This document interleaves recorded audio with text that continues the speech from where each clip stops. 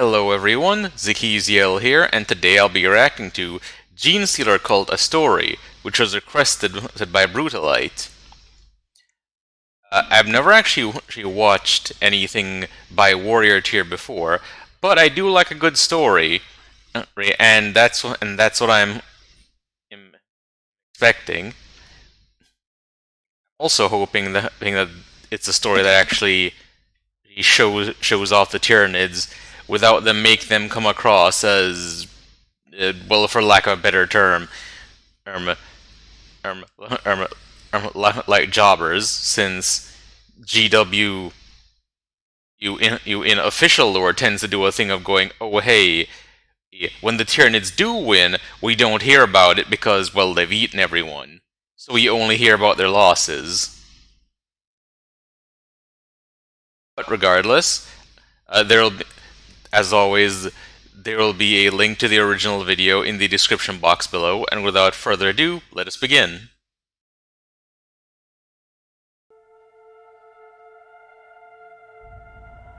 This is my last will and testament. My name is Simon Baring, Class 2 Goods Fabrication Specialist. They know why I'm here. I hear them clicking and screaming to each other. They won't get in. They took this world in blood and darkness. No surprise. I only realized what was happening when it was far too late. I saw horrible things. You know, the voice she's doing reminds me of a voice I heard recently in a Fan with Too Much Time's Star Wars and 40k fanfiction. I'm kind of wondering if Warrior Tier might have done some of the voice acting for one of those, actually. I was brought on world by special request of the cult mechanicus leader named Magos Smythe. He had need for my knowledge and skills. I don't think Magos Smythe was involved in what happened here, but I can't be sure. My family and I had lived on Medusa 2C. We lived well and happily on a wage I made from my work. I was born there. I always imagined I would die. Wait, Medusa 2C? Oh, isn't Medusa, where Ferrus Manus is from? I wonder if this is the same planet or just in the same system. There, beneath that violet star. But fate had another idea for me. I moved here to Unisgard with my wife, Nicolia, and our daughter, Katrin, 3 standard years ago. Things started 2 months ago. We were accoladed on the top floor of Hab Zone T66. I've never seen anything. Living on the top floor of a Hab Zone and actually seeing sunlight, that's pretty good in a hive city. Anything like it. Real organic furnitures, free food, clean water. That was what made us stay. And you're wondering why I'm giving so much detail. It's to prove to you that I am who I claim to be. Katie's Scolm wasn't some Ministorum-built spire with 600 children inside being whipped with tasers. Our classes were all small. Our teachers knowledgeable, fair, and above all warm. A few months ago, Katie asked if she can invite her friend over. A boy named Malik. I said yes. I wish we had not done so and will forever rue that day. The two returned home after their lessons. I thought nothing of it. Why would I? They were just 2 children being children. Until I realized that Malik never laughed. He never squealed or shouted. He never made any noise you would expect from a child. The worst of all were his eyes. Children have a spark in their eyes that doesn't go out until they've been grounded down. He had the cold eyes of an animal. I spent the next 5 days essing quietly and carefully around my manufactorum, seeing if anyone else had noticed it. They did. Iron Brock. He told me how he had been here for 6 years and he had noticed it becoming more common. My work of fusion and fission kept me busy 14 hours a day. What time did I have to spend at home? Becoming more common. Oh. So the GENESTEALER cult been spreading. I never got to see the flocks of blank-eyed children wandering the city. I never saw the pregnant women who only bore their children for 4 months. But I did hear it. The screech. I was 4 layers into a thermonuclear reactor, clad in layers of shielded armor, when the sound exploded in my head.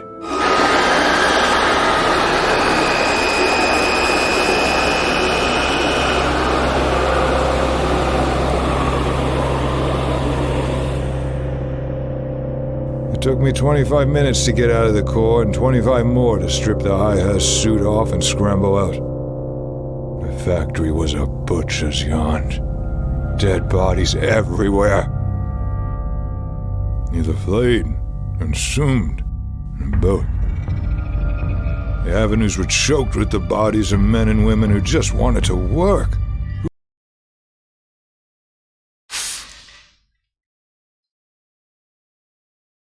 You know, being in that reactor is probably what saved them.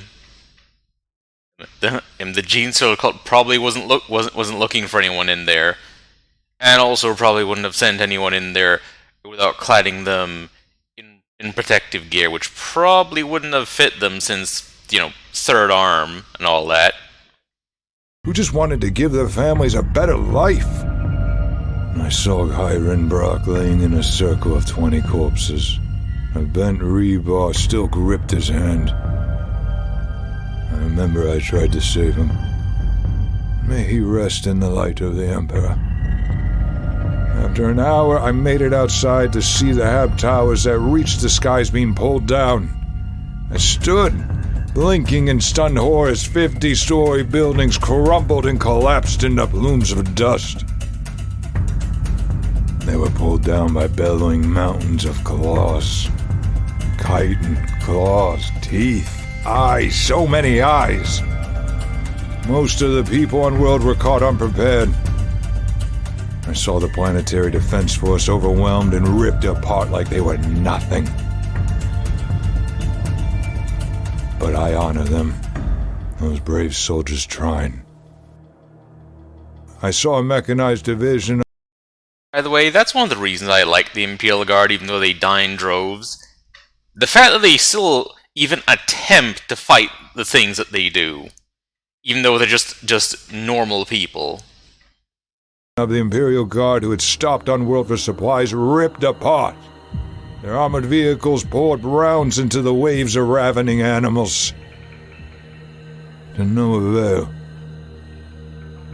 I watched as 6 identical beasties, twice the height of a man, pull a tank apart.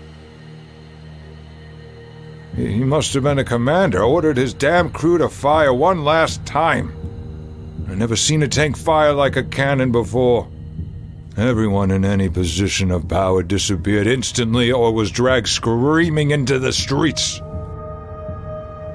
I watched from the back of a hauler cab as General Prague of the PDF was pulled from his offices. The beast hadn't thought to check for his weapon. From the Lord Magistratum to the personal aide of the on-world Mechanicus delegation, everyone except the Chief Ministorum was devoured. He wasn't consumed because he was one of them. Well, it really got that far. Through a cloud of smoke. Standing before a statue, a stone, a monument maybe. He was holding his arms. All 3 of them to the skies.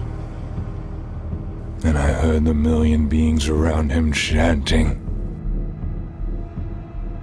I'll never forget that monument, carved with images from hell's own heart. Enthroned, the way the crowd swayed and rotated, worshipping the 3 figures standing around it. That was when the Prague exploded. He must have hidden 15 pounds of high-X charges in his jacket. An honorable death. No, whoever is voicing this, whether it be Warrior Tier himself or someone else, is doing a great job of really selling the atmosphere.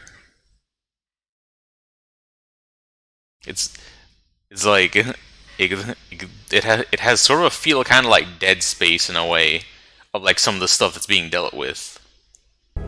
I scrambled my way home. A 35-minute journey took 4 hours. I saw the creatures as tall as tanks rip people from beneath automotives and carry them screaming into the dark. I saw tentacle-faced, almost invisible things stalk around rooftops before plunging into stores and leaving a few moments later, caked in gore. Tentacle-faced? Lictors? Most of all were the children.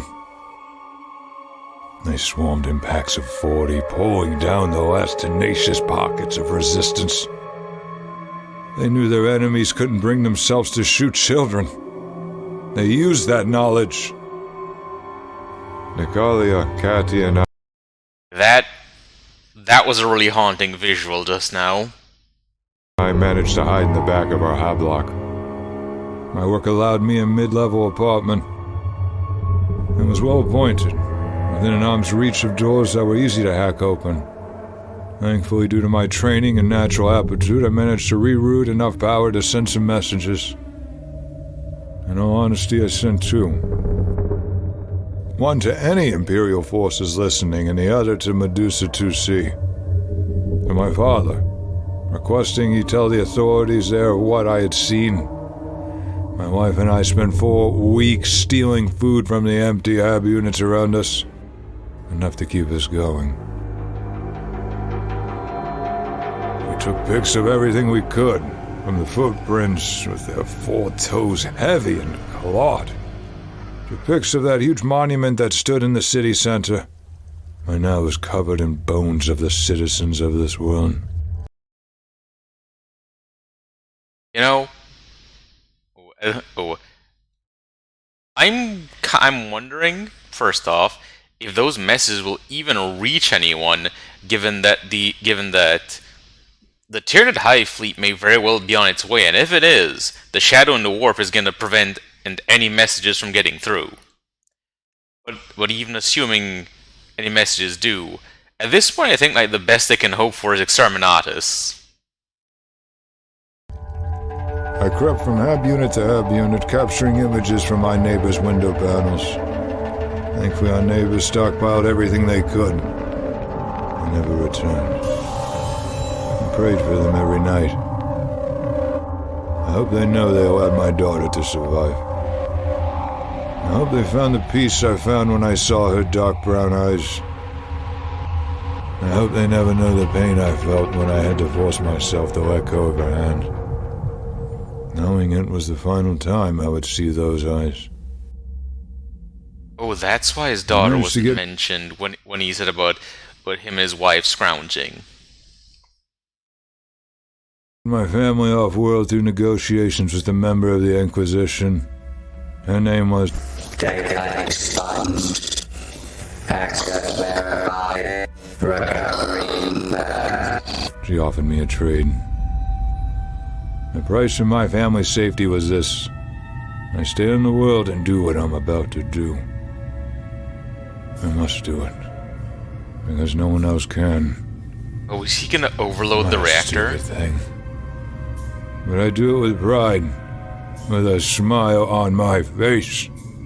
I do it so my daughter Catherine will see another solar eclipse. Another dawn. I do it so she can live and run free across worlds beyond my imagining. I do it so Natalia may again be adored as I adore her. Oh, his daughter's his daughter's alive. Okay, so right, okay. So he was referencing this, where he's gonna do this when he said it'd be the last time he saw her. For a second, I thought by that he meant that his daughter was dead and he was looking at her corpse. To be kept by a dead man. But in the small moments I have left of life, I will never forget them leaving me for the last time. The Inquisitor's ship made planetfall in the dead of night. The sleek black hole was a shadow. I couldn't explain to them that I had to stay here. I told her I would see her soon as the black armored soldiers lifted her aboard. I still see her face as the ramp shut. Her face haunted and fearful, broken by having to leave here. Those words on her lips, mouthing them to me as she said goodbye. Alert! Alert! Plasma filtration failure is 196% above standardized levels. This is my last will and testament because I was told I had to blow the main plasma generator. There's something hidden here that those animals outside aren't allowed to get. Something worth destroying, worth denying to the enemy. It's my job to make sure that... Alert! Gyro stabilization failure imminent. Seek off-world transportation immediately. I dreamed I would die in Medusa. An old man surrounded by family. But I'll die here, bathed in the blue light of plasmic vision, with Katia and Nick in my mind. Plasma breach imminent. Transferring logs to nearest Mechanicus vessel. Our twin Aquila in my hand. A fair trade. Your father dies so a young girl lives. Forgive me, Nick. Forgive me.